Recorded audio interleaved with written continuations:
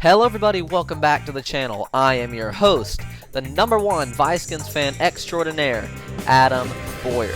Today we are going to be taking a look at one team and one position of need. That is the Washington Commanders and their wide receiver situation. Now I already did a video about this just a little while ago, a little earlier in the year. However, I want to take another look at the position, focusing on three players. That is Julio Jones, Jarvis Landry, and Beasley. Focusing mostly on the first two. We'll talk a little bit about Beasley as well and see, should we sign them? Because, you know, free agency is upon us. And ton of players have been signed, ton of players have been traded. And, you know, Washington could use help at receiver. So we're going to see if any of these guys are worthwhile for them to sign. But anyway, thank you so much for watching. Please subscribe if you do enjoy. We're trying to hit 1,000 by the end of the year. Thank you very much again. And I would like to see if we can hit maybe 500 by, I don't know, maybe June. I'm just kind of coming up with that off the top of my head. Let's see if we can hit 500 by June, 1,000 by the end of the year.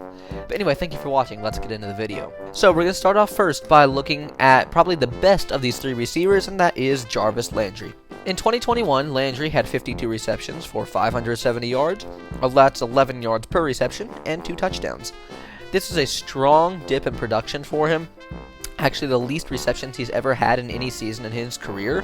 And yeah, it's definitely a strong dip in his production over the past several years. Granted, the Browns' offense as a whole struggled, and he was really the only, you know, really good receiver or even decent receiver on the team. Now, he is age 29 right now. I don't remember if he'll be 30 by the time the season starts or not. But anyway, you know, right now he's age 29. And I think this would be a decent signing for Washington. I would see them giving probably about a 3-year deal, maybe 3 years. I'm guessing in the range of $30 to $40 million. That's really just kind of ballpark. I have no idea because the price of receivers kind of goes up and down and fluctuates. But he can be a quality #1 and a really good #2 option. He's actually very similar to Terry McLaurin in his skill set, so that's why I'm not exactly sure if I want him. You kind of want a more bigger physical guy to complement McLaurin's speed and route running, but I would not at all hate a Jarvis Landry signing, and if Washington can get him without breaking the bank, I absolutely think they should. Moving on to receiver #2, that is Julio Jones. 2021, he had just 31 receptions for 434 yards, a touchdown. That's 14 yards per reception, though. In 2020 and 2021, he has seen a steady dip in production. That's to be expected. He's now age 33. But in my opinion, he can still be a quality #2 wide receiver. Last year, he really did struggle with injuries, but he did produce when healthy. Now, granted, you know, yeah, he definitely was not playing as well as he has in past years. He wasn't the great compliment the Titans wanted to A.J. Brown. You know, they're hoping their offense would be so great their bad defense wouldn't even matter, although their defense kind of came to play this year. So, Julio Jones is that tall, big, physical #2 wideout. I don't think it would cost very much for Washington to get him. I would see a 1, maybe 2-year deal worth around probably $7 million a year or so, because he is getting older. He does struggle with injuries, and he doesn't produce as much as he used to do. But he can still be a quality #2, I think. And so, I would really like this signing a lot. Give him a chance. I would love this signing.